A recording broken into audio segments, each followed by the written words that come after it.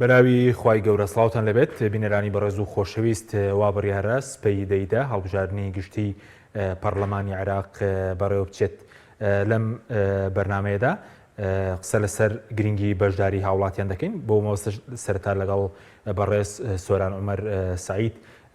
پەرلەمانتاری پێشووی کوردستان گفتوگۆ دەکەین هەروە دواتریش مامۆستا ئەحمەدی حاجی ڕەشید پەرلەمانتاری پێشووی عێراق هەروەها عەبدولستار مەجید ئەندامی ئەنجومەنی باڵای کۆمەڵی دادگەری لەگەڵمان دەبێت. کاک سۆران بەخێربێت، سوپاس بۆ ئامادەبوونتان. سپەی دەیدا هەڵبژاردننی گشتی بەڕێوە دەچێت چەندە گرنگە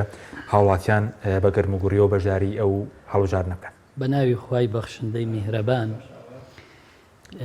شتێک هەیە لە ناو خەڵکی کوردستانە دەوترێ هەمومان خەریکی سیاسەتین یا هەمومان باسی سیاسەت دەکەین.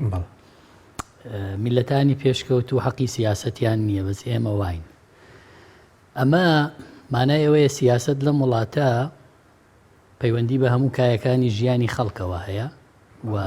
سیستەمی حکومڕانی بە جۆرێکە کە خەڵکی ناچار کردووە هەمووی قسە لە سیاسەت کە. مادام وایە خەڵکی ئێمە دەبێت لە دیاریکردنی نوێنەرەکانی لە ڕنگڕێژی حکومڕانیە مادام 4 ساڵ جارێک دەرفەت دروست بووە بەشداری بکە. جا ڕازیە یا ناڕازیە، دەسەڵاتە یا ئۆپۆزیسیۆنە، بەڵێ گرنگە خەڵک بەشداری بکە بۆ ئەوەی چۆن قسەی هەیە لەسەر هەموو ئەو ڕووداوە سیاسی و پێشهاتە سیاسیانەی کە لە هەرێمی کوردستانە ڕووەدا وەگلەی هەیە لە مەحرومبوون و لە بەشداری پێنەکردن و لە پەراوێز خستن. گرنگە لەو 4 ساڵی کە نوێنەری خۆی دیاریەکە بچێ بۆ پارلەمانجا بۆ کوردستان بێ یا بۆ عێراق نوێنەری هەبێ. خۆ هەموو خەڵکی کوردستان ناتوانن بچن دانیشن یا پرس بە ماڵ بە ماڵ و تاک بە تاک بکەن بڵێن ئەم یاسایە چۆن بێ، ئەم بڕیارە چۆن بێ، حکوومەت کێ تەشکیلیکە، چۆن متمانە وەرگێ. دیارە بێ نوێنەر دیاری بکرێ و بچێت لە پەرلەمان. سپەی بڵین دەرفەتێکە بۆ گۆڕانکاری بۆ چاکسازی سپەی دەیدە کاوڵاتیان تۆ ناوی دەنی چیە و ڕۆژە چ دەرفەتێکە؟ سبەی دەرفەتێکە بۆی خەڵک لە نێوانی ستەمکار و ستەم لێکراو، باشە، لە نێوانی سیاسیەکی قۆڕخکاری دەوڵەمەند بوو بە ناشەرعی لەگەڵ میلەتێکی هەژاری برسی کراو ڕوبەڕوە بنەوە. ئەم دەسەڵاتە سیاسی ستەمکارە بەیانی دێت چاوەڕێ ئەوەیە تۆ متمانەی پێ ئەدەی یان سزایەدەی. ئەمە یەک. دوو، نوێنەرێکی تۆ کە بەشدار نییە لەم ستەمکاریە و دەستی نییە لە سزادانی تۆ و هەژارکردن و بێکارکردنی تۆ، ئایا تۆ دەچی پشتیوانی بکەی بەرامبەر ئەم ستەمکارە سیاسیە کە 30 ساڵە تۆ ئەچەوسێنێتەوە، 16 ساڵیشە لە بەغداد بە ناوی نوێنەرایەتی کورد و نەتەوەی کوردەوە درۆ لەگەڵ تۆ ئەکا، تۆ کامیانەکەی پشتیوانی ئەوەکەی سزای ئەمەدە یان هەموو ئەوەی لە ڕابردوو ڕوویداوە لە بیرەکەی ئەچیتەوە جارێکی تر پێڵەی فەرم و ئەمە دەنگی من تۆ 4 ساڵی تر حکومڕانی ئەم وڵاتە بە بڕۆ نوێنەرایەتی من بکە لە عێراق. جا ئەگەر چوو لە بەغدا بوجێی بڕیت و لە هەرێمیش نەوتی دزی و دواییش گوێی لە تۆ نەگرت و مافەکانیشی لە هەرێم پێشێل کردی، گلەی لە خۆت بکە، چکە ئەو هاتە سەر سندوقەکانی دەنگدان چاوەڕێی دەنگی تۆی کرد. بۆیە بەشداری خەڵک زۆر گرنگە. خەڵک نابێت لە نێوان ستەمکارێک و ستەم لێکراوێکا بێ هەڵوێز بێ، لە نێوان سزادان و تۆڵەسەندنەوە لەوانەی کە ژیانی ئەویان وا لێ کردووە ئەو ڕۆژە نەچێ سزای. دەبێت کە بڵێن فۆرمی دەنگدانەکە وەردەگریت چی لەبیر بێ؟ دەبێ ئەوەی لەبیر بێ ئەمڕۆ 9 دەی 2021 6 ساڵ لەمە و پێش لە قەڵاتزێ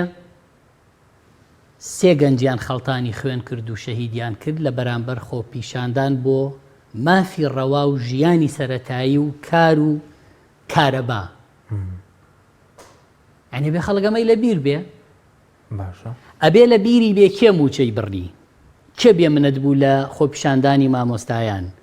کێ خەڵکی بێکار کردو ئەو هەموو دەرچۆدان نەمەزراوە هەیە، کێ بودجەی هەرێمی بڕی، کێ وەزیری دارایی بوو لە بەغدا پۆستی لەسەر کورد وەرگرت، کێ ئیمتیازی بۆ خۆی بووە و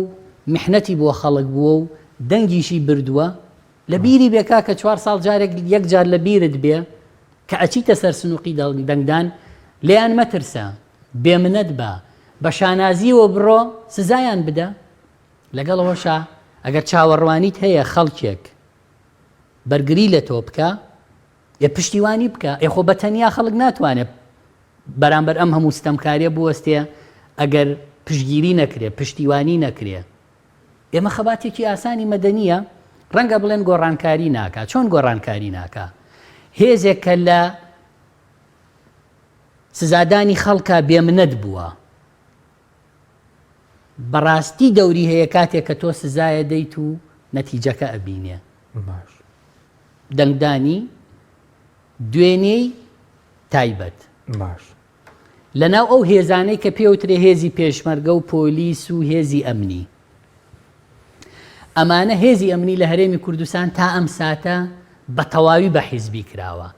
بە تەواوی دامەزراندنیان بەرپرسیارەتی کردنیان موچەیان هەموو شتیان بە حیزبی کراوە قۆرق کراوە و ئەتوانم بڵێم لەسەر بیڕۆڕای ئازاد سیاسیانە سزا دراون گوازراونەتەوە فشاریان خراوەتە سەر کاتێک کە چوون بۆ دەنگدان پێیان تۆ بێ دەنگ بە ئێمە بدەن بەم کاندیدەی بدەن هەڕەشەیان لێ کردوون چاویان لێ سوور کردوونەتەوە فشاریان خستۆتە سەریان چاودێریان کردوون لەگەڵەوەشا بینیت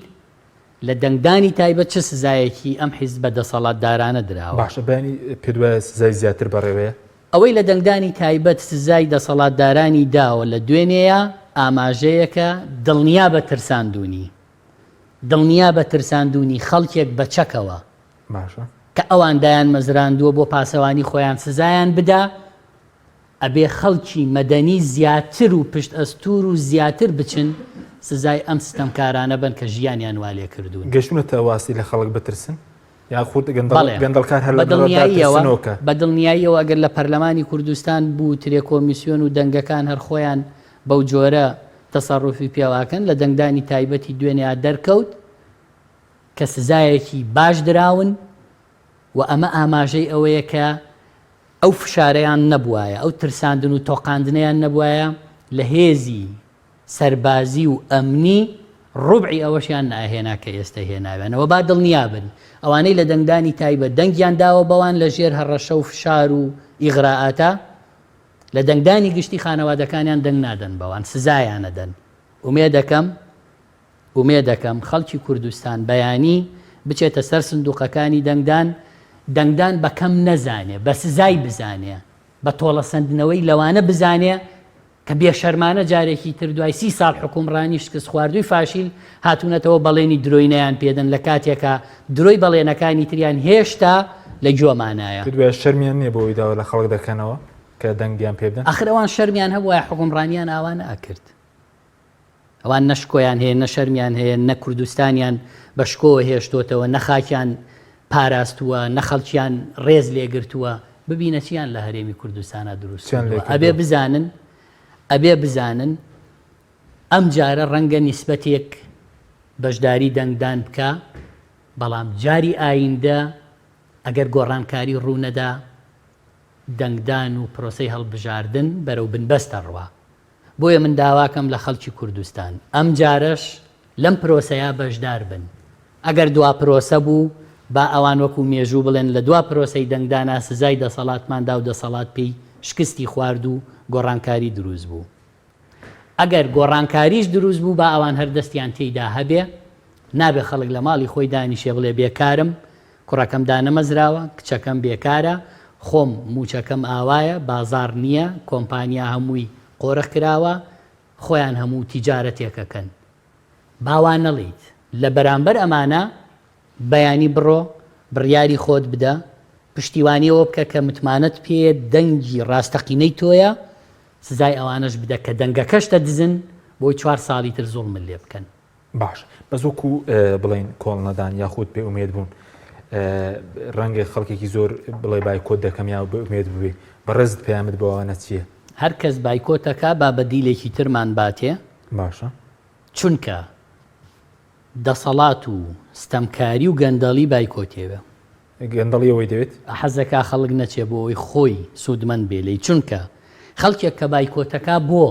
لەبەرەوەی نیگەرانە لەو دەسەڵاتە ئەو حەزەکە نەچێ سزای بدا حەزەکە لە ماڵەوە بێ و نەیەتە دەرەوە بۆی فۆرمەکە ئەگەر لە کەسیش ڕازی نەبێ زەڕبی لێ نەدا. چکە بوونی خەڵک لە ماڵەوە لە بەرژەوەندی دەسەڵاتە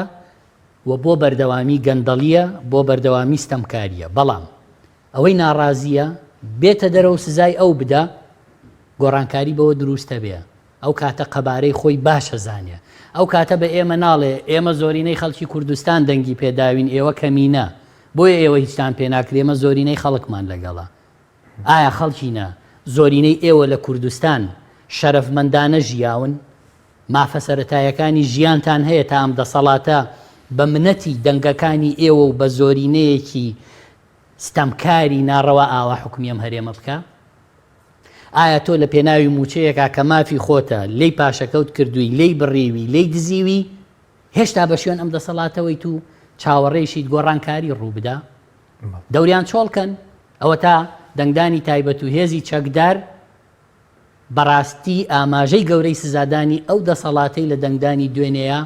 داوە بە گوێیانە. من چاوەڕێکم خەڵکی کوردستانیش لە دەنگدانی گشتیا هەمان شت بکە. ئەگەر ئەمەی کرد ئیدی دەسەڵات دەبێت تێبگا یان چاوەڕێی سەرخواردنی ئەو دەسەڵاتە و کەوتنیەکەین. بەڵام خەڵک لە ماڵەوە دانیشێ بڵێ من بایکۆتەکەم، من هیچم بۆ نەکراوە. کاکە تۆرە شتێک بکە تاش گۆڕانکاری ڕوو بدە. کاک حەکیم من و تۆ یەک ساڵ ئەلێرە لە ماڵەوە یا ئەلێرە دابنیشین دوعا بکەین بڵێن خوایە ئەم پەرداخە لێرە بخە ئەوێ، یەک ساڵ 10 ساڵ 100 ساڵ ئەم دوعاە بکەین ئەم پەرداخە چێتە ئەوێ؟ ناچێ. خوا عەقڵی پێداوین، دەستی پێداوین بۆی هەڵی گرین بیخەینە ئەوێ لە چرکەیەکە ئاچێە. ناکرێت تۆ لە ماڵەوە دانیشی ڕەخنە لە من بگری ناڕازی بی لەوان پشتیوانی منیش نەکەی سزای ئەویش نەدەی. وەرە دەرەوە با سزایان بین، هیچی تێ ناچێ. نەدەوام هەیە کارەبای 24 سەعاتیان بۆ ئەم ڕۆژانە داوە، دەوامیان ڕاگرتووە، معەزەز مکەڕەم پشۆ کارتەکەت بەرە و دژی ئەمانە دەنگ بدە کە قەت گوێت لێ ناگرن 4 ساڵ جارێ نەبێ. نابێ ئەم 4 ساڵ جارە ئێمە بە کەمی بزانین لە ماڵەوە دانیشین وەڵا کاکە ناچین هیچمان بۆ نەکراوە، ئێوە چیتان بۆ کردوین؟ من بۆ تەکەم وەرە پشتیوانی خەڵکی بڵێ ئێوە چیتان بۆ کردوون؟ چی پشتگیریەکتان لە مافی خەڵک کردووە؟ هەموو پشتگیریەکمان لە مافی خەڵک کردووە، هەموو پشتگیریەکمان لە خەڵک کردووە، بەڵام خەڵکیش پێویستە پشتیوان بێ، هاوکار بێ، دەنگ بدا. ئەگەر نا ئەو بچێتەوە ماڵەوە و منیش بە تەنیا جێبیهێڵێ من لاوازەکە ستەمکاریش لە ستەمەکەی بەردەوامەکە. بۆی ستەمکاری بەردەوام نەبێ خەڵکی نەوەرن سزایان بدەن، وەرن پێیان بڵێن ئێمە لەگەڵ ئێوە نین. ئەگەر ناڕازیشی بڕۆ دەنگەکەت بسووتێنە بۆ پێشمەرگەیەگەی کا، چکە لە بیرێتی چۆن لە شەڕای خەنە پێشەوە خوێنێ ڕژن بۆ دیفاع لە وڵاتە بۆی ئەو لە دزیەکانی بەردەوام بێ و سەروەتە حرامەکەی پارێزراو بێ، بەڵام کە دێتە سەر مافی پێشمەرگە باش کەسیان ئاوڕی لێ نادەن. کاتمان زۆر کەمەوە زۆکو بەڕێزت ینی کۆڵ نادەی بەڕێزت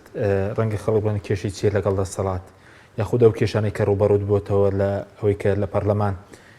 حەسانیان لێ وەرگیتەوە هەوڵی تیرۆرکردن هەبوو، هەوڵی سەفەرمانی دەستگیرکردن هەیە، کۆڵ نادەنێەوە؟ بە دڵنیاییەوە چکە من بۆ خۆم کێشەی شخصیم لەگەڵ هیچ کەسێکا لە وڵاتانیە. باش من کێشەی سلوک و سیستەمی ناشرینی حکومڕانیم لەگەڵ ئەمانە هەیە. من دژی سلوکی حکومڕانی ستەمکارانەی ئەمانم لە پێناوی خەڵکە بۆ خەڵکە، من دیفاع لە خەڵکەکەم و هەتا خوای گەورە هەناسەم بدا ڕۆحم لە جەستە بێ دژی ئەم ستەمکاریە بم، دژی ئەم دەسەڵاتدارانە بم کە ژیانی خەڵکیان ئاوا لێ کردووە و بە عیبادەتی شێزانم دیفاعکردن لە خەڵکی مەزلوم و بە ئەرکی خۆمی شێزانم کارکردن بۆ خەڵک لە هەر جێیەک بم. بۆیە بەڕاستی خەڵک حەقە ئەوانەی کە کۆڵ نادەن، ناخزێن، ناخلیسکێن، نادۆڕێن بەشدار نین لەم ستەمکاریە و دژی ستەمکاریەکەشن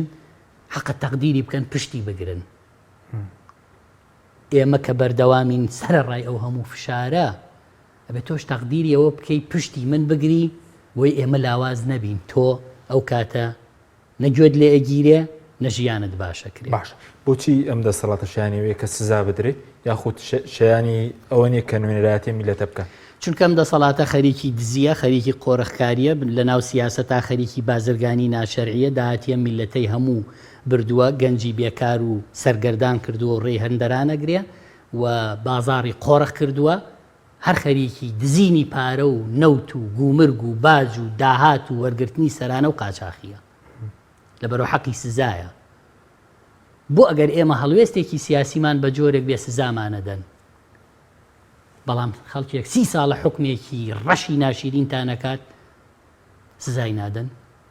بۆ ئامادەی بە من بڵێ کاکەوە تااقەتان نەچوو لە قسە،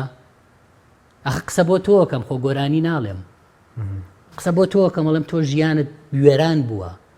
تۆ دوونەوەت پەروەردە کردووە کرێچیت بێکاریت مافەکەت لای من نییە، من دیفاع لێکم لای ئەم دزەستەم کارانەیە کە پارەکەشیان لە وڵاتە بردۆتە دەرەوە. تۆ بە منەڵی تااقەتن نەچوو، ئەی تۆ تااقەتن نەچوو 30 دانە ساڵە ئاوا ئەژیت، تۆ کەی بیرەکەیتەوە دژی ئەمانە ڕاپەڕی لە پێشتەوەین کاکە بەس پشتمان چۆڵ مەکە لەگەڵمان بە مەڵێ ئەی بۆ خۆ پیشاندان ناکەن، من بچمە سەر جادە لا بکەمەوە کەسی لێ نەبێ. بۆیە هەموو پێکەوە توانین گۆڕانکاری بکەین. گۆڕانکاریش لەوە دەست پێکا کە خۆمان لە ناخی خۆمانە بگۆڕین، نەترس بین، بڕیار بدەین کە ئەم واقعە ڕەتکەینەوە، دڵنیا بەخوای گەورەش پشتیوان و هاوکارمانە بێ ڕەتدێکەینەوە. بەس تۆ بێدەنگ بی، بەشداری هەڵبژاردن نەکەی، بەشداری خۆپیشاندان نەکەی، ناڕازی بی، ڕازی بی بە نیوە موچە، ڕازی بی بەوەی کە کولە مەرجیە، بەردەوامە بێ ئەم ستەمکاریە. باش زۆر بە کورتی پێدوە ئەم دەسەڵاتە شایانیەوەش نوێنەرایەتی بکە کە بەڕێزوتت ئەم دەسەڵاتە دزە؟ دز ناتوانێت نوێنەرایەتی میلەتە بکە؟ وەڵاوە جوابی ناوێ. دزی زیندانە، دزکەی هی نوێنەرایەتیە، دزە بێ دەستی ببڕیت بۆی دەست بۆ ماڵی میلەت و حرمەتی میلەت درێژ نەکە، نەک بچێ حکومڕانی بکە، نەک بچێ نوێنەرایەتی خەڵکە. کاکە تۆ بچی لە بازار تەماتە بکڕی لە دوکانێ، باش تەماتەی جوان هەڵ نابژێری، تەماتەی جوان هەڵ نابژێری، ماقولە بچی نوێنەر بنێریت یاسات بۆ دانێ نوێنەری باش هەڵ نەبژێری. کاکە تۆ تەماتەی خراپ بەریتەوە بۆ خێزانت تعلیقت لێداڵێەوە باشە چۆن هەڵە بژاردۆم تەماتە خراپانە، چۆن نوێنەری خراپ هەڵە ڕزی وشەیە، نوێنەری گەنی و ڕزی وەکو تەماتەکە سەیریکە کاکە وەک هیچ ناوەک تەماتە. باش تەماتە بۆ شلە بە خراپی هەڵی نابژێری. پەرلەمانتار بۆ نوێنەرایەتی تو یاسادانان بە خراپی بە ئاوا هەڵێ بژێری کە 30 ساڵ تاقی کراوەتەوە بە خراپی ئەینێری بۆ بەغا نوێنەرایەتیت بکە، بۆ عێراق بۆ هەرێم نوێنەرایەتیت بکە. ئەوە خەڵکا بێ ئەم بڕیارەی بگۆڕێ، بەشداری هەڵبژاردن بکە، پشتیوانی ستەم لێکراو بکە، دژی ستەم کار بێ. باشە وەکو کەمتر لە خولەکێک چی بە خەڵکی کوردستان دەڵێ بەوانێک یەکەم جارە مافیانەیە و بۆ کۆی خەڵکی کوردستان کە سپەی ڕۆژێکە تا 4 ساڵی تر بۆ پەرلەمانی عێراق دووبارە نابێتەوە؟ من ئەڵێم گەنجەکانمان باورە و وزەی گۆڕانکارین ئەم وڵاتە خاڵی نەکەنەوە، جێی نەهێڵن بۆ ستەمکار. هەر یەکێکمان نەتوانین بڕۆین و ژیانی خۆمان هەڵبژێرین لە وڵاتێکی تر بە خۆشی بژین، بەڵام ئێمە ئەوەمان هەڵبژاردووە دەبێ میلەتەکەمان خۆش بژی. لەو پێناوەشە قوربانیە دەین، تێ ئەکۆشین، کۆڵ نادەین، با ئەوانیش نەڕۆن، با ئەوانیش چۆڵی نەکەن، چکەوان بۆیە واکەن ئەم وڵاتە چۆڵ بێ بۆ ئەوان. گەنجەکانمان نەڕۆن، پشتیوانی ئەو هێزانە بکەن کە داکۆچیان لێەکەن، دڵنیا بن ستەمکاری ناکەن. ئێمە قەت چۆڵی ناکەین، هەرەبێ لە وڵاتە بمرین. چاوەڕێی ڕۆشنیەوانە ئێمە چاوەڕێی ئەوە ناکەین بڕۆن، چاوەڕێەوەکەین بە سزای خۆیان بەبەر چاوی میلەتەوە بگەن، چونکە بە درێژایی مێژوو هیچ ستەمکارێک ڕزگاری نەبووە لە تۆڵە و سزای خوا کەوتۆتە ژێر پێی میلەتەکەی. بەڵێ سوپاس دەکەم، زۆر سوپاس بە وەرەس سۆران عومەر پەرلەمانتاری پێشووی کوردستان. بەڵێ بینەرانی بەڕێز ناوبڕێی کورد و دواتر لەگەڵ مامۆستا ئەحمەدی حاجی ڕەشید پەرلەمانتاری پێشووی عێراق درێژە بە گفتوگۆکەمان دەدەین.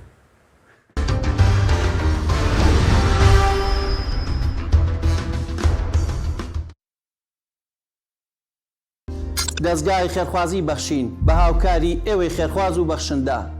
لە سەرجەم شار و شارۆچکەکانی هەرێمی کوردستان لە زاخۆ تا خانەقین تاوەکو ئێستا 163 خانووی بۆ منداڵی بێباوک و هەژار و نەدار دروست کردووە بە بڕی 8 ملیار و 889 میلیۆن و 977 هزار دینار. تا ئێوە ببەخشن بەم شێوازە خەرمانی ئێوە بەردەوام دەبێ و هەژاران و نەداران لە سایە و سێبەری دەحەسێنەوە.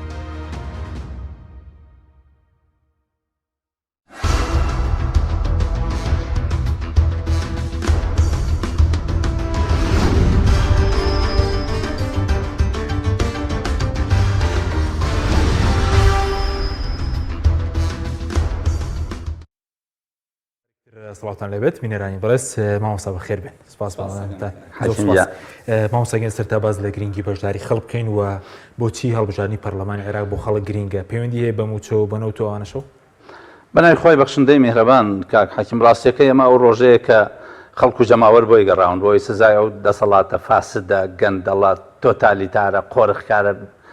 کۆتایی پێبێنێ سزای ئەو سەفقە چیانە سزای ئەو ڕیفراندۆم چیانە سزای ئەوانە بدات کە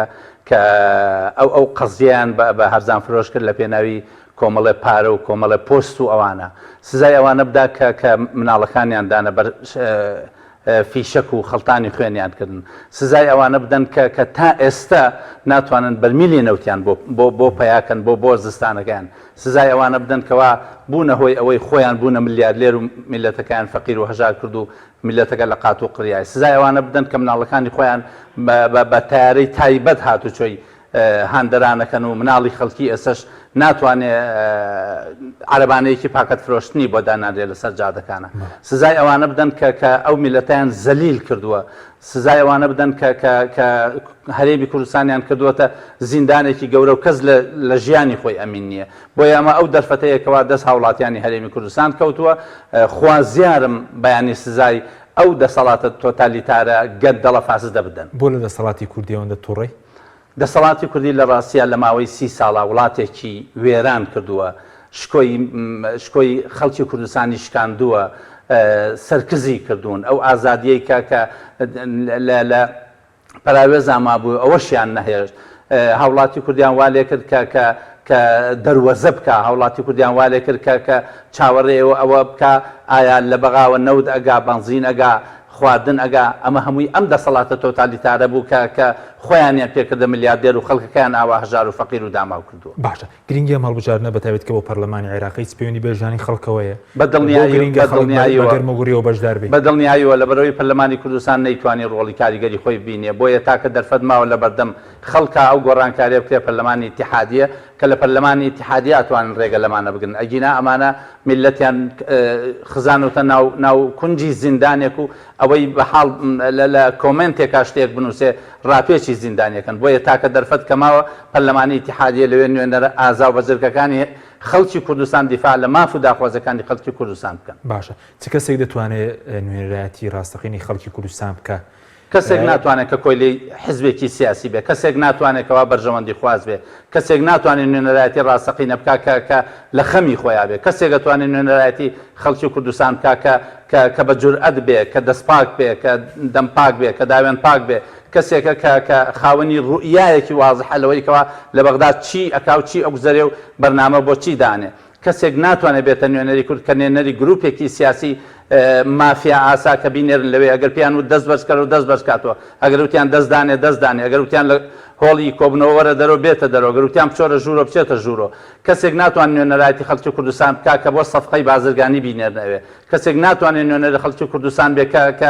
کە لە ئاستی حیزب چاوبەرە و ژێر بێ کەسێک ناتوانێت نوێنەرایەتی خەڵکی کوردستان بکە کە خۆی لە خۆیان نییە باشە بەس بۆ پەرلەمانی عێراق بۆ نمونە پەرلەمانتار ئیشی چییە؟ کێ دەتوانێت وەزیفەی پەرلەمانی بۆ نمونە بەباشی جێبەجێ بکە؟ پەرلەمان بریتیە لە وەزیفەیەکی اختصاسی بریتیە لەو کەسانەی کە توانای ئەویان هەیە لە پرۆژە یاسا بەشداری بکەن پەرلەمانی ئیتیحادی ئەو پەرلەمانەیە کە بێ لانی کەم زمانی ئەو پەرلەمانە بزانی وەکو زمانی عەرەبی لانی کەم بزانی زمانی سیاسی ئەو هێزە سیاسیانەی کە لەوێ کار دەکەن بزانی ئێمە پەرلەمانتارمان لەگەڵ بوو لە خولی پێشوو هیچ ڕۆڵێکی نەبوو تەنها دانیشتبوو وەکو وەکو جەستەیەکی مردوو کە نەی ئەتوانی ڕۆڵێک ببینێ کاتێک لە پەناوە ئەمان بینی ئەوید من نوێنەری حیزبێک بوو نردومیان تەنها وەزیفەی حیزبی ئەداکەم کارم بەکاری خەڵکەوە نییە کارم بەکاری مشکلەی خەڵکۆ نییە بۆیە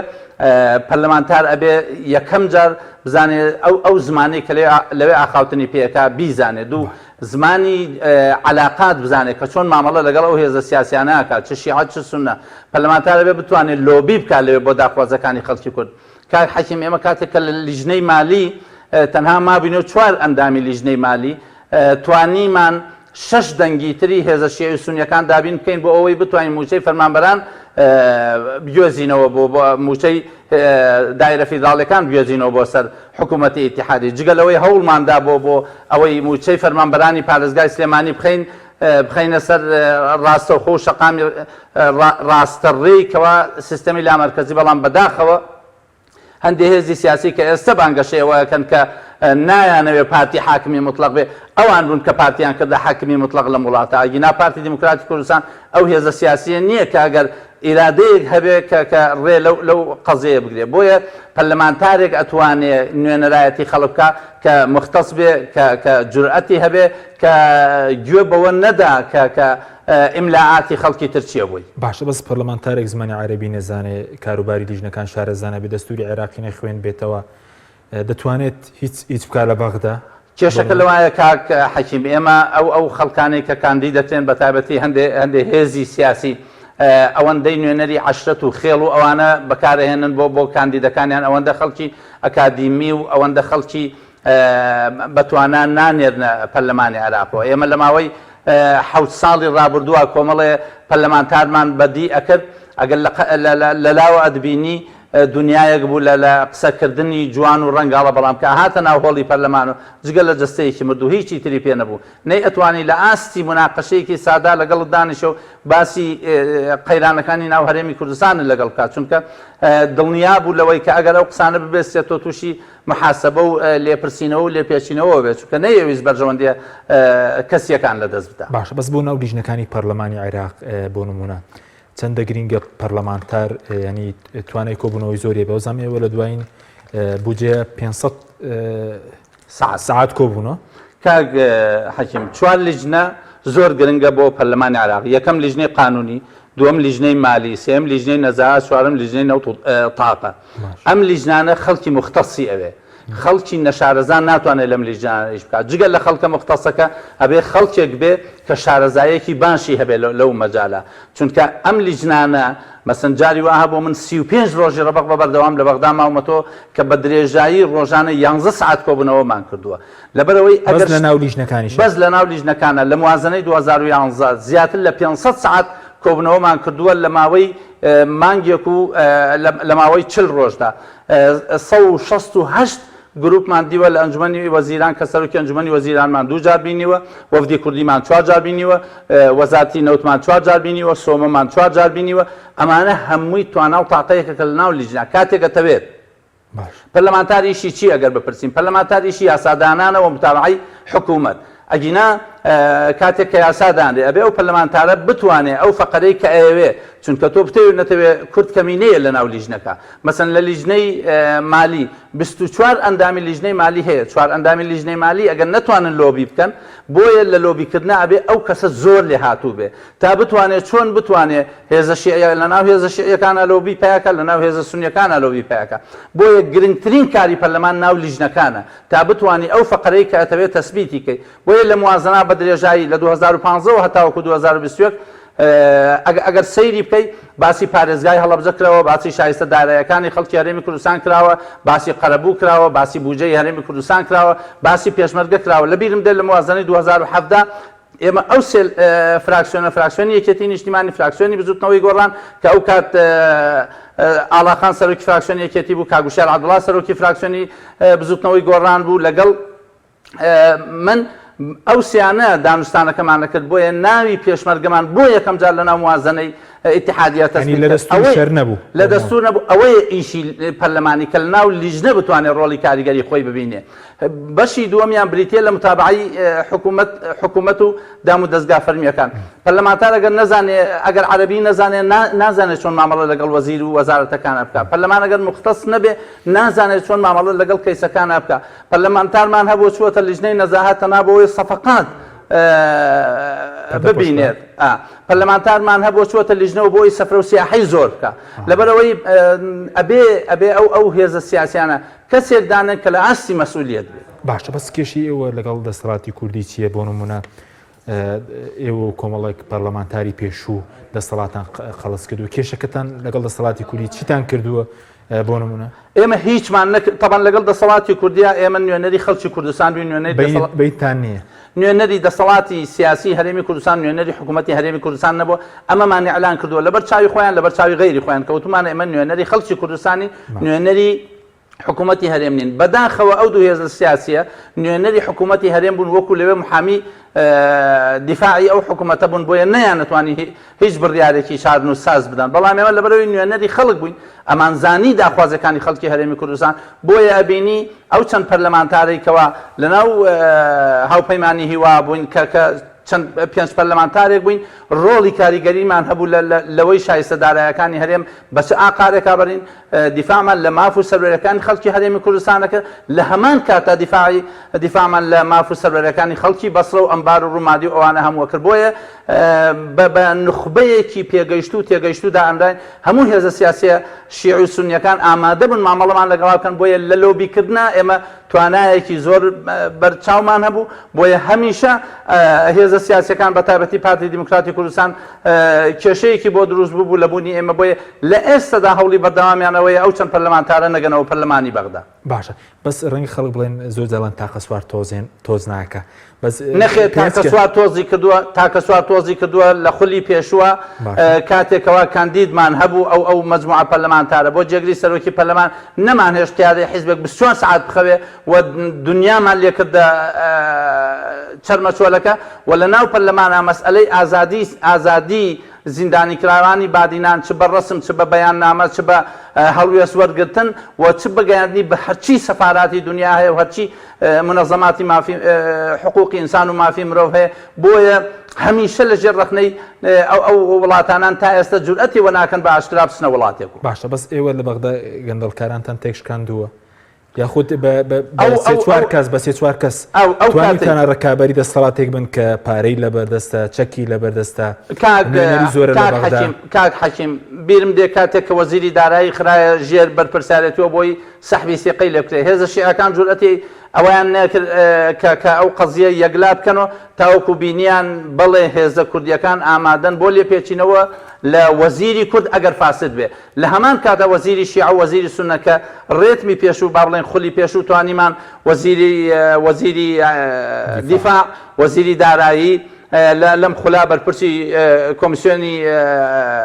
ئیتیسالات هەموو ئەمانە لە کایەکە دوور خرانەوە و ئیقالە کران. بۆیە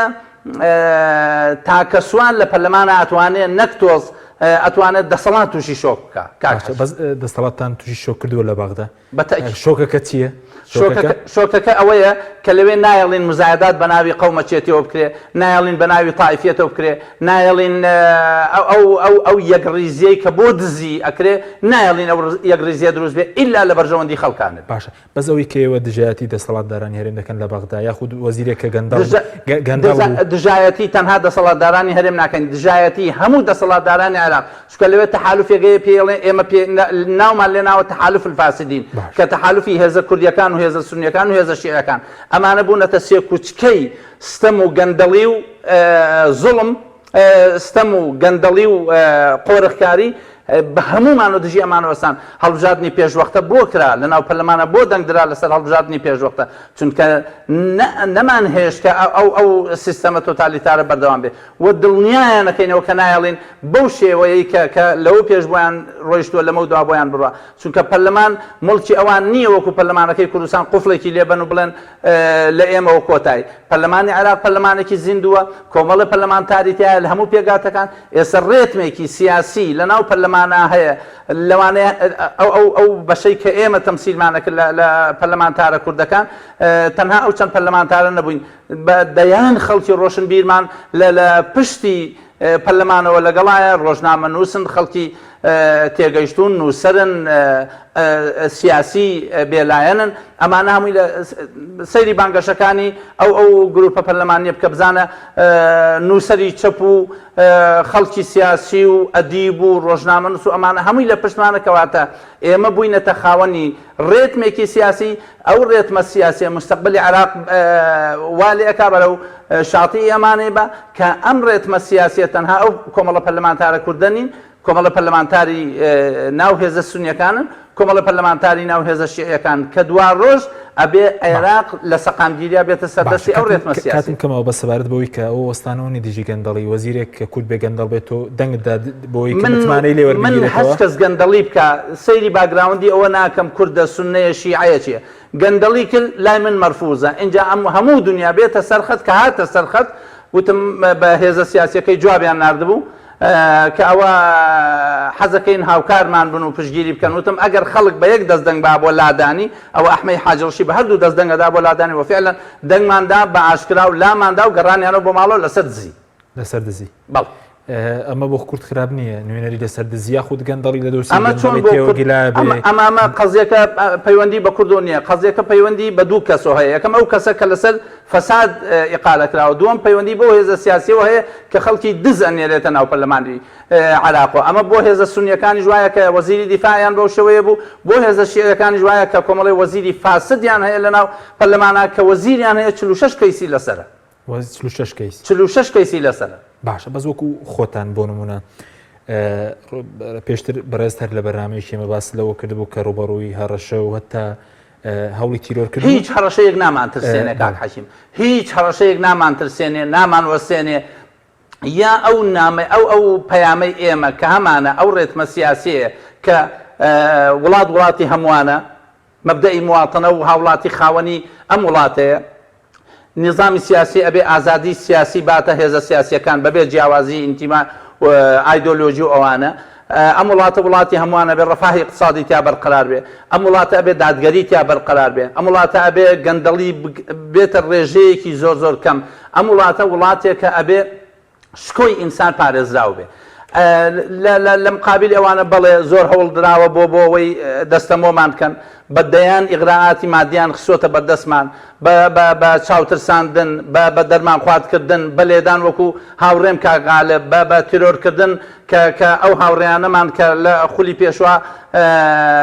ینی بە دەقیقی مخابراتی عراقی پێوتمین ڕۆژی چەندشەمە محاولەی اغتیالتان دەکرێت. ئەوە چکە خەڵک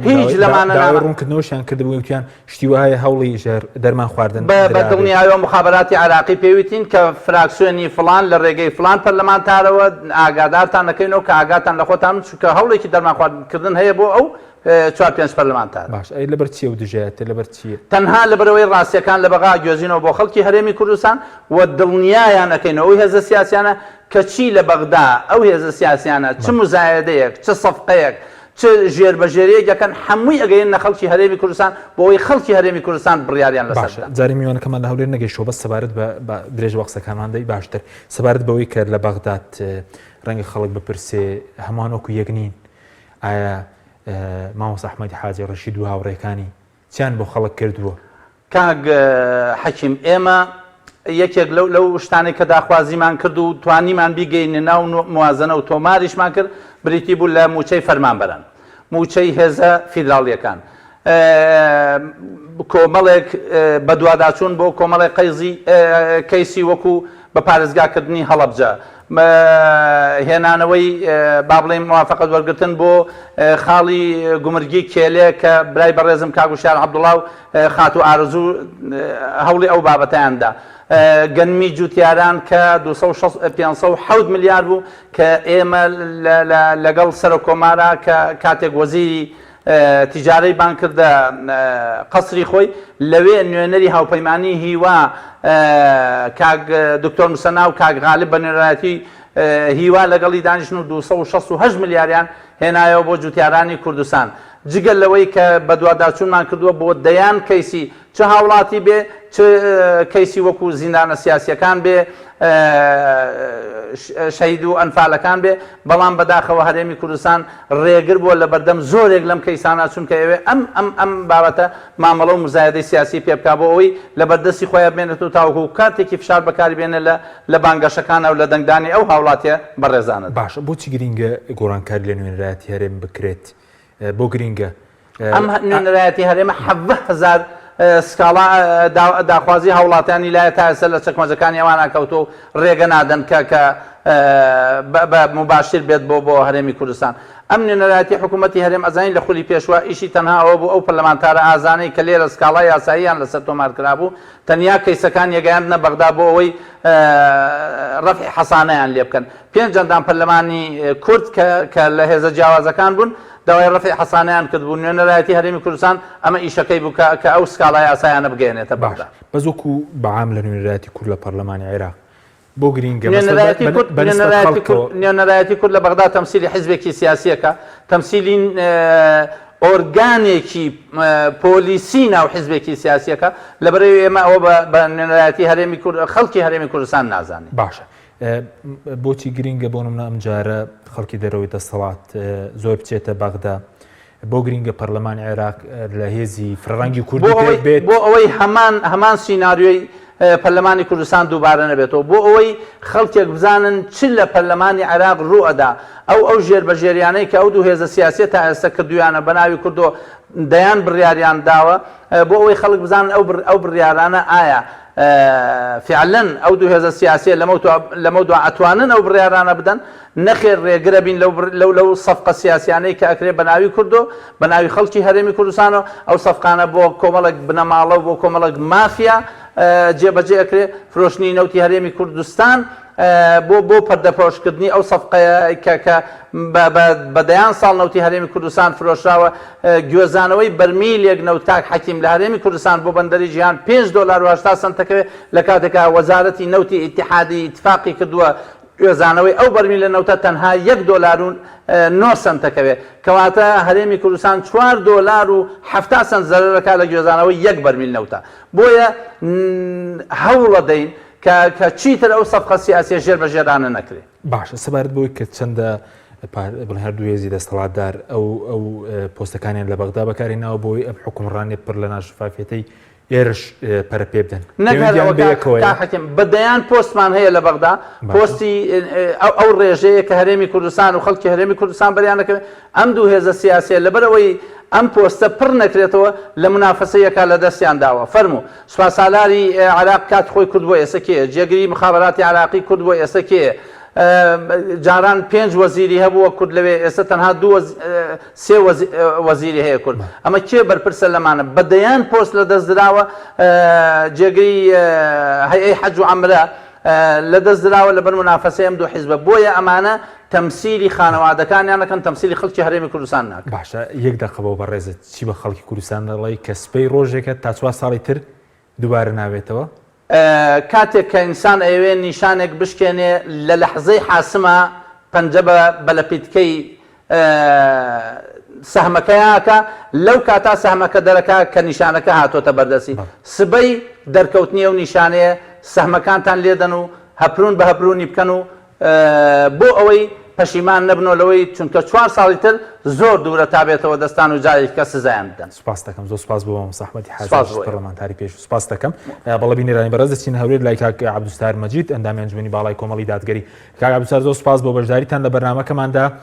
بۆچی گرینگە سبەی خەڵک بە گەرم و گوڕیەوە بەشداری لە هەڵبژاردنەکاندا بکە؟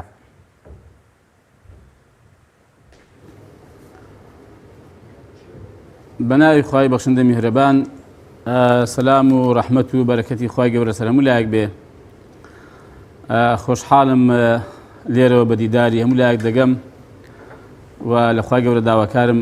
هەموو لایەک ساغ و سەرفراز و بەختەوەر بن. من پێم وایە هەمیشە هەڵبژاردن لە هەموو دنیا و لە نێو گەلانی دنیادا گۆڕانکاری و بارودۆخی نوێی هێناوەتە ئاراوە. بەڵام بە مەرجێک خەڵک و هاوڵاتیانی ئەو وڵاتە بە بەرپرسانەوە بە جورئەتەوە دەنجی خۆیان دابێ و بەشداری هەڵبژاردنیان کرد بێ. باشە ئێمەش بەڵێ گیان فەرموبیانی دەرفەتێکی گەورەیە بۆ خەڵک. ئەم پێم وایە دەرفەتێکی گەورەیە لەبەرەوەی ئەوانەی کە تا ئێستا نوێنەرایەتی گەلی کوردستانیان کردووە خەڵک دەتوانێت بەڕاستی قسەی خۆیان لەسەر بکە. ئایا لە ڕابردوودا لە 4 ساڵی ڕابردوو یا لە 3 ساڵی ڕابردوودا وەڵا لە تقریبان لە 2003 بەدواوە ئەوانەی کە نوێنەرایەتی کوردیان کردو کە بریتی بۆ لە برادرانی پارتی یەکێتی ئایا نوێنەرایەتیی ڕاستەقینەی خەڵکی کوردستانیان کردووە؟ ئایا ینی فعلەن بە دڵسۆزی و بە خەمخۆری نوێنەرایەتی خەڵکی کوردستانیان کردووە؟ ئایا ئەوانە خەریکی ئەوە بوون کە ئەو مافە یاسایی و دەستورانەی کە هەرێمی کوردستان هەیەی ئەوانە بەدەستبێنن یا خەریکی ئەو بوون کە لە چوارچێوەی حیزبەکەیان ینی لە باشترین حاڵەتیاندا حەز دەکەم هەموو بیزانن وەسپاس بۆخوا خەڵکیش وشار بۆ تۆ دەزانن بەڵام بەبیریان بێنمەوە لە باشترین حاڵەتیاندا ئەوانە خەریکی دەستکەوت و بەرژەوەندی حیزبیەکان بوون. ئەگەر بینە خوارتر خەریکی دەستکەوتی بنەماڵە و خزم و کەسوکاریان بوون. ئەگەر تۆزش کە بینە خوارتر بەڕاستی خەریکی دەستکەوتی شخصی بوون. یعنی ئەوانەی کە چوون مفاوەزاتیان لەگەڵ حکوومەتی عێراقی کردووە بەڕۆ تەمەشای مێژویان کە بڕۆ تەمەشای بەرهەمەکانیان کە خەریکی ئەوە بوون کە ینی فەوجێک چەکداریان بۆ دابمەزێنەری لێنێ پارە وەربگرن. خەریکی ئەوە بوون کە کەسێکیان هەبوو پێیان وابە دەبێ ئەو کەسە یا سەرۆک کۆمار بێ یا وەزیرێک بێ یا سەفیرێک بێ لە وڵاتێک لە وڵاتەکانی دنیادا ئامانجان ئەوە بەڕاستیانی شەڕیان لەسەرەوە کردوێتەوە. بۆیە تەمەشا دەکەی هەر کاتێک نوێنەرانی ئەو دوو حیزبە لەگەڵ عێراق لەسەر قەزەیەکی شخصی تێکچوو بێ پەیوەندی نێوان هەرێم و بەغداد تێکچووە. ئەگەر کەسەکان ڕێکەوت بن پەیوەندی نێوان هەرێم و بەغداد بە حساب ئاسایی بوو بەڵام لە هیچ حاڵەتێکدا بەڕاستی خەڵکی هەرێمی کوردستان قازانجی نەکردو. ئێمەوە بەڕاستی بۆ مزامەرە ناڕین وە بەڕاستی مزایدەش ناکەین. واقعەکە من بۆ خۆم کە 4 ساڵ لە حکومەت بووم ئەوم بە چای خۆم بینیوە ینی ئەوانەی کە نوێنەرایەتی خەڵک دەکەن بەخوا نوێنەری ڕاستەقینە نین بەخوا خەمخۆری خەڵک نین بەخوا دڵسۆزیان نین. بۆیە دەرفەتە کە ئەم خەڵکە بەیانی کە دەسێ دەنگ دەدا بە ئەمجارە ئازاد بێ بە ئازا بێ نوێنەری ڕاستەقینەی خۆی هەڵبژێرێ کاکە چی پێ باشە چی پێوایە دڵسۆزە خەمخۆرە بۆ ئەم هەرێمی کوردستانە بۆ خەڵکی کوردستان بۆ خاچی کوردستان با دەنجی پێ بدە کاکە. ئێمە ناڵێن مەسەن دەک بە ئەحمەد و مەحمودی ئێمە بدەن بڕۆن کاکە بزانین داخۆ چێ سەلماندوتی لە ڕابردوودا کە دڵسۆزی ئەم خەڵکە بووە کە لە پێناو بەرژەوەندی گشتی کاری کردووە کە باجی داوە لەسەرەوەی کە خەڵک قازان بکە بەختەوەر بێ با کاکە با دەنجی پێ بدە. ئەمە بەڕاستی دەرفەتێکە ئەم پێم وایە با خەڵک ئەم دەرفەتە لە دەست نەدا 4 ڕۆژی دیکە بەڵێ ئەگەر خەڵک دەنجی بەم نوێنەرانەدایەوە هەر ئەوان نوێنەراتی کوردیان کرد لە بەغدا و ئەگەر دیسانە کە خەریکی قۆڕەخکاری و خەریکی گەندەڵی و خەریکی سەفقەی ژێربەژێر بوون لەگەڵ حکوومەتی ناوەند و لەگەڵ هێندی حیزبی ئەو لاشکە ئەوانیش هێندێکیان لەوانی ئێرە باشترین و ساڵحترین با خەڵک لێی نەکا بانێتە سەرزادەی بڵێ ئەرێ کۆمەڵی دادگەری ئەرێ عەبدولسار ئەرێ ئەحمەد وەرن کاکە وەرنە سەرزادەی ئێمەش هاتوونە سەرزادەی و دیفاعمان لێ بکەن. ئێستا دەرفەتە پێویست ناکە کاتی بێ سەرزادەی ئێستا دەرفەتە کاکە نوێنەری خۆت بگۆڕە کاچی خۆم بیدە دەست خەڵکیشی بزانین داخۆ چۆن نوێنەراتی دەکا. خۆ کاکە بەلانی کەم ئێمە دەڵێین ئێمە وەکو کۆمەڵی دادگەری ئەندامەکانی ئێمە هەر لە جنای مەمەست عەلی باپیر هەر لە ئەنجومەنی باڵا سەرکردایەتی کادیرانی ئێمە بەخوا ئێمە هیچ نەکەن کا حەکیم یەکشت بە خەڵکی دەڵێم ئێمە درۆ لەگە خەڵک ناکەین کە تا ئێستا ئەوانە چەند جار درویان لەگە خەڵک کردووە لەگەڵ میلەتی خۆیانیان کردووە. ئێمە خەڵک هەڵ ناخەڵەتێنین ڕاست و دروست چی واقع و چی حەقیقەتە بە خەڵک دەڵێین. ئێمە خیانەت لە نیشتیمان ناکەین خیانەت لە خەڵک ناکەین خیانەت لەم خاک و وڵات و دین و ژینی ئەو خەڵکە ناکەین. چیشمان پێکرا ناشن ئێستا من لەو فترەیدا خەڵک هاتووە دەڵێ کاکە چیمان بۆ دەکەین ئەگەر ئێمە پشتگیریمان کردن دڵم هیچ کۆمە کاکە من حکومەت نیم ئەم لەوەندت پێ دەڵم کاکە ئێمە ئەگەر خەڵک پشتیوانیمان بکە و تا خەڵک پشتگیریمان زیاتر بکە ئێمە دڵنیاتان دەکەینەوە کە هەڵوێستمان ئازایانتر دەبێ و هەڵوێستی گەورەتری پیشان دەدەین و بەڕاستی ئێمەش دەنگی ناڕازیمان و دەنجی دیفاعکردمان لە خەڵک و زماوەر گەورەتر دەبێ و بەرزتر دەبێ بەڕاستی. ئێمە ئەوا بە خەڵک دەنێ حەقەتەن ئێمە خەڵک ناخەڵەتێنین و بەڕاستی بە هیچ شێوەیەکیش مزایدات ناکەین بڵێن ئیوا هەیە لەم فترەیەدا تەبان 1000 خاڵی ریز کردو تەبان یعنی نەک بە عێراق بە ئەمریکا جێبەجێ نابێت کاکە ئەوە فێڵکردنە لە خەڵک هەڵخەڵەتاندنە و بەڕاستی لە بلایەکی کەشەوە ئەم واحەز دەکەم ئەو جۆرێکە لە بەسوک تەماشاکردنی عەقڵی خەڵکیش بەڵام خەڵک پێم وانییە بەڕاستی وابێ خەڵک وشیارە خەڵک دەزانێ بۆیە من ئومێد دەکەم کە بەڵێ بەیانی دەرفەتە کە ئێمە خەڵک بەڕاستی بچێ نوێنەری ڕاستەقینی خۆی دیاریکە و بە ئازایانە و بە ئازادانە دەرجی خۆی بدا. باشە ڕەنگە زۆر خەڵک پرسیارەوە بکە کێشەی کۆمەڵی دادگەری یاخود بە دیاریکراوی کێشەی عەبدولستار مەجید لەگەڵ دەسەڵات چییە لەگەڵ دەسەڵاتداران چییە بۆچی ڕقیان لێ دەبێتەوە بەردەوام لە پەیزە سێبەرەکانیان هەوڵی شکاندنی دەدەن و هەوڵی لە کەرکردنی کەسایەتی دەدەن کێشەکەتان لەسەر چییە؟ وڵای من بۆ زانیاریتان هیچ کێشەیەکی شخصیم لەگەڵ هیچ بەرپرسێکی شخصی ئەم وڵاتە نییە و هیچ کێشەیەکی تایبەتیم لەگەڵ هیچ کەسێک نییە دڵسۆز و خەمخۆری هەموو ئەو خەڵکو و ئەو جەماوەرین کە لە حیزبەکانیشدا هەیە لە هەرێمی کوردستان بەڵام بەڕاستی ئێمە کێشەمان لەگەڵ گەندەڵی هەیە کێشەمان لەگەڵ نەعەدالەتی هەیە کێشەمان لەگەڵ قۆڕەکاری هەیە کێشەمان لەگەڵ زوڵم و ستەم هەیە کێشەمان لەگەڵ چەوساندنەوە هەیە کێشەمان لەگەڵ خۆستەپێنی هەیە کێشەمان لە خودخواهی و دیکتاتۆری هەیە کاکە ئێمە وڵای کێشەمان لەگەڵ ئەو شتانە هەیە ئێمە لە هەر شوێنێکیش بین بەڕاستی بڕیارمانداوە بەرامبەر بەمانە هەڵوێستمان دەبێت و بوشمانە و لەوەشدا یعنی کە ئێمە بەرامبەر بەم قۆڕەخکاری و گەندەڵی و ستەمکاری و دیکتاتۆری و خۆسەپێنی بوەستینەوە مساوامە بە هیچ شتێکە لەسەری ناکەین یعنی ئەگەر هەموو دنیاشمان بدەنێ ئەگەر هەچی ینی خەڵک پێی خۆشە پێمان بدەن کە ڕەنگە بۆ هەمووشمان ئەوە بەڕاستی خراپێتە ڕوو ئێمە بەڕاستی مساوامە لەسەر ئەوە ناکەین بۆ ناینە خوارێ کێشەی ئەوانە بەڕاستی گەر ئێمە ئەوەیە تەبەندەنا یعنی ئێمە چیمان کردو خۆ ئێمە زوڵمان کردو تا خەڵک لەسەرمان بنووسێ ئێمە پارەی خەڵکمان خواردووە ئێمە گەندەڵیمان کردووە ئێمە خەڵکمان کوشتووە ئێمە خەڵکمان بە ناحەق زیندانی کردووە ئێمە خاکمان فرۆشتووە ئێمە میلەتمان فرۆشتووە یعنی ئێمە سەفەقاتی ژێر بەژێریمان لەگەڵ وڵاتان و لەگەڵ خەڵک لەگەڵ خەڵکیکە بەدوای بێن خۆمان بە کورد پەروەر و نیشمان دۆست پیشاندەین ئێمە چیمان کردو وڵای هەرەوەندە گوتمانە کاکە گەندەڵی مەکەن مە کاکە خەڵک مەچەوسێنەوە گوتمە کاکە خۆڕەکاری مەکەن ئێمە دژی ئەم قەزانێ بەڕاستی نابێ ئەم وڵاتە گوتمانە کاکە با پێتان بڵێن ئەم وڵاتە بەم شێوەی بەڕێوە ناچێ ئەمڕۆ یابانی ئەم واقعی وەزە دەگۆڕێ بەڕاستی من ینی ئێمە کێشەمان لەگەڵ ئەم خەڵکی ئەوە بەڕاستی جا خەڵک شت دەنووسێ شت دەڵێ و شتمان بەرامبەر دەکات بخوا بێ باشین وە زۆرش بێمنەتین و چیمان هەبووە لە هەڵوێست ئەوە لە گوتنی حەق بۆ زانیاری هەموو لایەک پشتیوان بەخوای گەورە ئەگەر لێی زیاد نەکەین بخوا لێکەم ناکەین بە هەموو لا دڵنیا بن باشە بەس لە پەرلەمان و لە کاری ئەو کاتێک کە بەڕێزت بڵین ئێستا سەرۆکی فراکسیۆنی کۆمەڵی دادگەری و پێشتر بڵین وەزیری کشت و کاڵ بووی چیتان کردووە کەوا دەسەڵاتان ئازار دابێ؟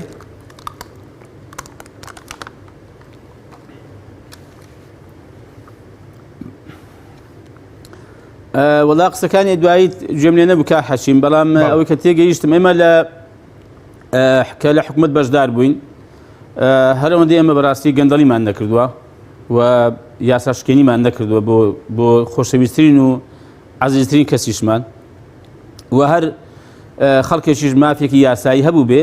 بێ دەسەڵاتیش بوو بێ هەژاری ئەم وڵاتەش بوو بێ ئێمە بەڕاستی ئیشەکەمان بۆ جێبەجێ کردووە و بە دواشی داچوین و هەندێک کۆچ بلەن پەریشە بۆ لاشمان بردو مەسەڵەن بۆ نمونە کۆمپانیا و خەڵکی دەوڵەمەندی ئەم وڵاتە هاتەوە دیکاکە من پرۆژەیەکی بۆ نمونە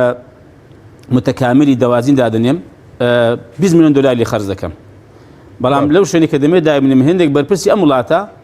داوای پارەم لێ دەکەن بە ڕاشکاوی لێ ناگەن ئیشەکەی بکەم بەبێ ئەوە یا سەهمیان هەبێ یا پارەیان بدەمێ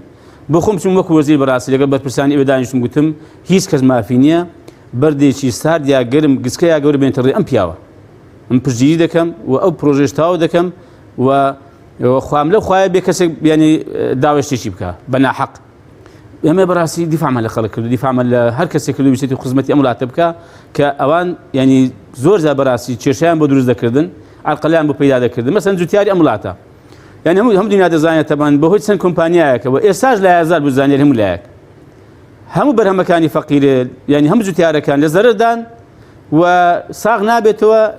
فڕی دەدەن لەبەرەوەی کە چەند کۆمپانیا قازانج بێت توخوا ئەمە ویژدان و ئەمە حکومڕان نییە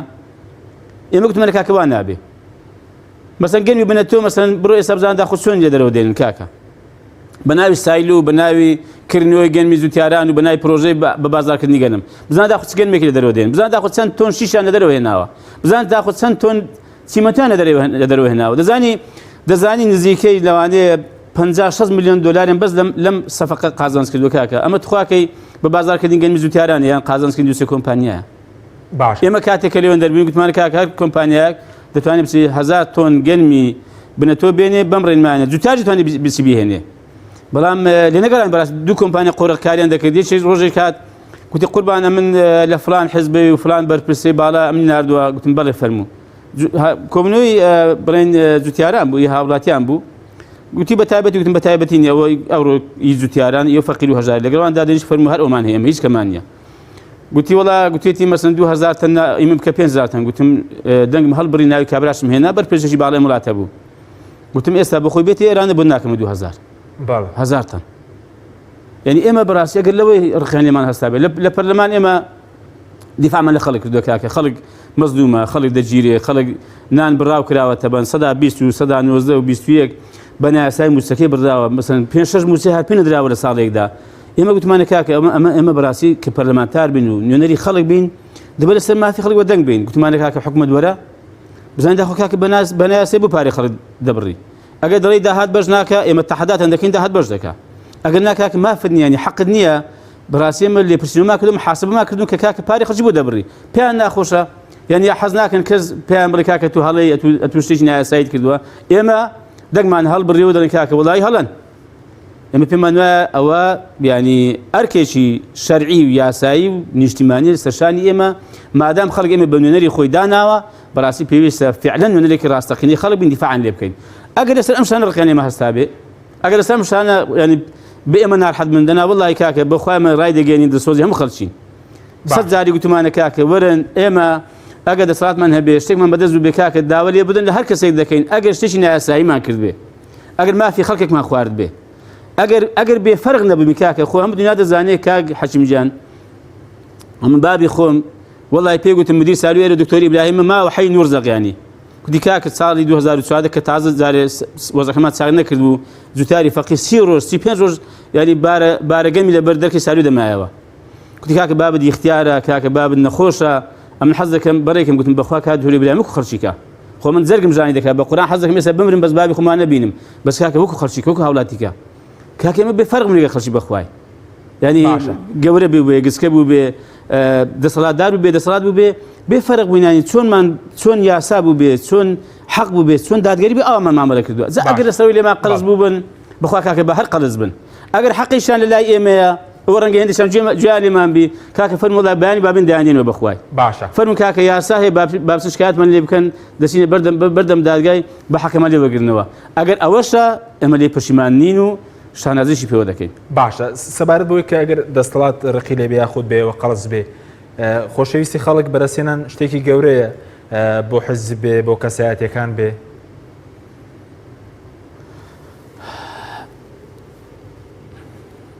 وڵی کاک حەشیم نازانم هەمووزار لە کۆتاییدا دەنگکە دەبڕێ بەڵام ئەم بێگومان ینی وڵای ئەمە پێش ئەوە کاک حەشیم دەمێ ئەوە بیر هەموو خەڵک بێنمەوە ئێمە پێش ڕەزامەندی خەڵکیش و هەر کارێکی کە باشش کە دەیکەین بۆ ئیشاڵە ئێمە چامان لەوێ کە خوا ڕازی بێ بەخوا ئەمە بۆ خزمەتی خەڵک دەکەین و ئەوەی کە بە باش دەگوترێ باش دەیکەین چکە خواوە پێی خۆشە خوا پێی چاکە دەمانێت خوا پێی خۆش بێ خوا پێی ڕازی بێ ئینجا دڵنیاشین ئەوەی کە خوا پێی باشە و خوا پێی ڕازی و خوا پێی خۆشە دڵنیان کە بە قازانجی خەڵکیشە و خەڵک پێی بەختەوەر دەبێ خەڵک پێی سەرفراز دەبێ جارە لە هەمان کاتدا ئینسان ئەگەر شتێکی کرد چ بە پێچەوانەشەوە تەبەن ئەگەر شتێک کە بەرژەوەندی خەڵک بوو خەڵک پێی بەختەوەر دەبوو یا گرفتارێکی لەسەر لادەچوو یا قازانجیش دەکرد ئەوە دڵنیا بە ئینسان کە نێتێکی باشە بێ خوش پێی خۆشە بۆ ئێمە بەڕاستی بەڵێ خۆشەویستی خەڵک و ڕەزامەندی خەڵک دوای ڕەزامەندی خوای گەورە کە ئینشاڵڵا هەر بەوێەوە دەست دێ چکە ئینسان هەتا پەیوەندی خواتە لە پتەوتر بێ و ڕووی دڵی زیاتر لە خوای بێ بەخوا خەڵکی زیاتر لێ ڕازی دەبێ و خەڵکی زیاتر دڵی پێ خۆش دەبێ ئەرێ وەڵا ئێمە لەمڕۆ مەسەلەن لەم ڕۆژانە برادەرێک لێرە لەم شارە ینی بتڵێکی عارەقی پێ بووە هاواری دەکرد لە بەرامبەر ڕسمەکەی ئێمە دەیگوت کاکە وڵای ئەوە دەشخۆمەوە تەمەن بەڵام وەڵا بیلاتەلا دەنگت پێ دەدەم لەبەرەوەی بەڕاستان دەزانین بە دڵسۆزتان دەزانین بە خەمخۆرتان دەزانین وڵای دڵم پێخۆشە خوا ڕەحمی پێ بکات زۆریشم قسەگە کردی ئینشاڵڵا ئەوەشی واز لێ نابێ مەبەستم ئەوەیە ئێمە دڵم پێخۆشە کابرا ینی بجامی سار دێنێتە خوارێ کاکە وەڵا دەنگمان بۆ ئێوە پشتگیرتان دەکەین بەخوا لە پشتی ئێوەن ئێمە ئەرەوە کاکە دڵم پێخۆش نەدیتی نەناسی پشتمان بگرن ینی پشتگیریمان بکەن ئێوە دڵمان پێخۆشە زۆریشمان پێخۆشە ئینشاڵڵا ئێمەش لە جێگەی گومانی باشی ئەوان دەبین و ئینشاءڵڵا کارێک ناکەین خوا نەخواستە کوردەواری خۆمان دەڵێ سەریان پێشۆر بێ بەڵکو ئینشاءڵڵا هەمیشە وا دەکەین کە سەریان بەرز بێ و ئەو متمانە و پشتگیری بە کۆمەڵی دادگەری و بە ئەندامەکانی و بە کادیرەکانی دەکەن دڵنیایان دەکەمەوە ئینشاءڵڵا لێ پەشیمان نابنەوە و ئێمە ئینشاءڵڵا ئەگەر لە هەڵوێست و لە چاکەکردن و خزمەت و میلەت دۆستی لێ زیاد نەکەین ئینشاءڵڵا لێ کەم ناکەین پشتیان بەخوای گەورە باشە کاتمان زۆر کەمەوە بە سەبارەت بەوەی کە ئێوە هەر بەردەوام دەبن ئێوەکو بڵێن بارکێکی شەرعی و دینیشی دەزان دەژاتی گەندەڵی و ستەمکاری وە چەندە گرینگە میلەت ڕوبەڕووی و خەڵک بەیانی ئەگەر ستەمکارێک لە ڕێگەی دەنگدانی شۆ بێ ڕوبەڕووی ببێتەوە وەڵاهی کاک حەشیم زۆر گرنگە چونکە گۆڕانکاری بەتەنیا نە بە حزبێک نە بە کەسێک نە بە کۆمەڵێک ناکرێ بەتابەتی گۆڕانکاری گەورە و گۆڕانکاری ڕیشەیی کە بمانەوێ ئەم وڵاتە بگۆڕێ ئەم وڵاتە وای لێ بێ کە بە کەرچی پێ بوترێ وڵات و خەڵک تێدا بەختەوەر بێ و خەڵک تێدا سەرفراز بێ دڵخۆش بێ وەڵا کاکە پێویستی بە پشتیوانی پژگیری هەموو لایەکەیە و دەبێ بەڕاستی خەڵک هاوکار بێ بە ئەندازەی ئەوەی کە ئێمەش بە ئەندازەی ئەوە کە پشتگیری دەکرێن و هاوکاری دەکرێن ئێمەش دەتوانین گۆڕانکاری بکەین دەتوانین هەڵوێستی گەورەترمان هەبێ ڕاستە ئێمە هەمیشە گوتومانە ئەگەر خەڵک بەقەدەر بۆ نمونە 5 پەرلەمانتار پشتگیریمان بکە ئێمە پشتیوان بەخوای گەورە بەقەدەر 15 پەرلەمانتار هەڵوێستمان دەبێ وە لە ڕابردوو سەرماندووشمانە ئەگەر خەڵک مەسەن وا بێ کە سبەی کۆمەڵی دادگەری لە بن لە حکوومەتی عراقی بەشداری بکە پێگەشی وای هەبێ خەڵک وا پشتگیری بکە کە وەزیرێکی هەبێ دڵنیایان دەکەن و ئەم وەزیری ئێمە دەبێ بەقەدەر 3 وەزیری خەڵکیکە پشتیوان بەخوای گەورە دەبێ خزمەت بکات و دڵسۆزی بنوێدەنا بەڕاستی نامانەوێ و ئەگەر وامان نەکرد ئەوە مەیدان کاکە با خەڵک بێ ئێمەش محاسبە بکە بەزم حەز دەکەم جارێک خەڵک بە ئەوانە محاسبە بکە وەڵا بە حەج کاکی مەرشێک پێ بڵێن تەبان ئەمان ئەم وڵاتی ئێمە کە وڵاتە بەڕێوە دەبن جارێک کاکە لە ڕووی حکومڕانیەوە لە ڕووی دەوڵەتداریەوە ئەوە هەمومان دەزانین کە فەشەلیان هێناوە و ساقیت بوون ئێوان یە کاکە خۆم دنیا دەزانێ کاکە لە ڕووی دینی و ئەخلاقیکەوە وەڵام پێم وابوو دەبێ خەڵک لەسەر هیچ سزای ئەمان نەدا تۆڵانی نەستێنێتەوە بەس لەسەر ئەوەندە کە وڵاتێک کە سوکایەتی بە پێغەمبەر دەکات سەڵات و سەلامی خوای لەسەر بێ یاخۆ ڕحم بە قوربانی بێ یعنی بسێ بڵێ بەرگری لێ دەکەم ئێمە لە خزمەت داین حازرین ئەوانە نوێرایەتی خەڵک ناکەن کە هاتوون نیگەرانی خەڵکیان بێ ئێوە ڕاگەیاندووە وەڵڵاهی ئەم دەڵێم خەڵک لەسەر هیچ شتێک محاسبەی ئەوانە نەکا متمانیان لێ وەرنەگرێتەوە پشتیان تێنەکە بەخوا دەبێت لەسەر ئەوەندە پشتیان تێ بکە وەڵڵاهی ئەگەر لەسەر ئەو پشتیان تێنەکە بە قورئان یعنی نیشانەی پرسا دەکەوێتە سەر هەموو لایەکمان زۆر خراپە من هیوادارم خەڵک پشتیوان بێ خەڵک پشتگیر بێ و خەڵک هاوکار بێ ئێمەش ئینشاءڵڵا پێشقەدەم دەبین و پێشڕەو دەبین لە خزمەتیان دەبین و قسووری ناکەین لە بەدواکەوتنی داواکاریەکانیان و بەدەستێنانی مافەڕاوەکانیان باشە وەکو دوا پەیامیشت ینی ئێوە بەرداوام دەبن لە ڕوبەڕووبنەوەی ستەمکاری وەکو دوا پەیامیشت بۆ هەموو خەڵکی کوردستان و بۆ ئەوانش کە تا ئێستا بریاریان نەداوە بەشداری پرۆسی هەڵبژاردن بکەن وەڵا بێگومان کاک حەشیم ئێمە ستەم لە هەر کەسێک بکرێ ینی لە هەر شوێنێکیش بکرێ ئێمە دژی دەبین و مەرجە لە وڵاتی خۆشمان یعنی هەر کەسێک بەڕاستی مەزلوم بێ هەر کەسێک ستەم لێکرا بێ ئێمە دیفاع لێ دەکەین بە ئەرکێکی شەرعیشی دەزانین هەمیشە هەڵوت بە پێی توانای خۆمان ئێمە ناڵە دنیا خراپ دەکەین و هەرچی زلێکی لە کەسێکیدا لەم سەری دنیا ئێمە بە پێی توانای خۆمان و وەڵە وڵاتی خۆشمان بە پێی پشتگیری و بە پێی پشتیوانی خەڵک بەڕاستیم قسەم بۆ خەڵک هەر ئەوەیە پروپاگەندی زۆر بڵاو دەکرێتەوە ڕەنگە تا بەیانی با خەڵک بە پروپاگەندان بڵاو بڕوان دەکەن و پاشان بەڕاستی دەرفەتێک هاتوتە پێشێ با خەڵک بچێ ڕای خۆی بڵێ لەسەر دەسەڵات لەسەر نوێنەرەکانی ئەوەی کە دەیانێت لەمەدا بۆ بەغدا دەرفەتە بەڕاستی بابسێ قسەی خۆی بکە ئێستا دەرفەتە قسەی خۆی بکە بەڵام 4 ڕۆژێکە قسە بکەی ڕەنگە لێت وەرنەگرن ها دەڵێن کاکە ئێمە زۆرینەمان هێناوە ئەوە دیقەتەن داوەتە لەسەر ئەو قەزەی خۆشنی هەندە دووبارێکم بەڵام وڵای لەبەرەوەی لەسەر پێغەمبەری هەزار جار دووبارە دەکەمەوە سەڵات و سەلام لەسەر بێ دیقەت دابێ دەڵێن کاکە ئێمە نوێنەراتی زۆرینەی گەلی کوردستان دەکەین ئێمە نوێنەری ڕاستەقینەوە ئێمە نوێنەری فەرمی خەڵکی کوردستانین هێچی ئەوە خەڵک پژگیری کردم کاکە بەڵێ. بۆی وا دەڵێ کابرا کاتێکە تو پژگیری دەکەی زۆرینەیەش پێ دەبەخشی ئەویش وا دەڵێ سبەیش هەرچی بێتە پێشی وا دەڵێن بۆیە چارەسەر ئەوەیە کە خەڵک بچێت بەشداری دەنگدام بکە و قسەی خۆی بکە و ڕێی خۆی بڵێت تەبان و ئەوانش کە دەڵێن کاکە بەشداری نەکەین و خەڵک بابای کۆت بکە ئەوانە وەڵای کاکە ڕاستە و خۆ خزمەت بە گەندەڵکاران و ستەمکاران دەکەن هەر کەسێک بێ هەر کەسێک بێ لە هەر بەرجێک بێ بە هەر هۆکارێک بێ زانا بێ یا بە نەزانی بێ ئەوە خزمەت بە ستەمکار و خزمەت بە گەندەڵکار و خزمەت بە مانەوەی ئەوانە دەکات کە تا ئێستا نوێراتی کوردیان کردووە هەرو خۆیان بمێننەوە. بەڵێ سپاس دەکەم سپاس دەکەم کاتمان تەواو بوو. سپاس بۆ ئێوە ژیاخوا سەرفراز بن. سپاس بۆ بەڕێز عەبدولسەتار مەجید ئەندامی ئەنجومەنی باڵای کۆمەڵی دادگەری کوردستان کە لە هەولێرەوە لەگەڵمان بووی سپاسی بەڕێزت دەکەین. سپاس بۆ ئێوە بینەرانی بەڕێز سپاس بۆ هاوکارانم خواتان لەگەڵ.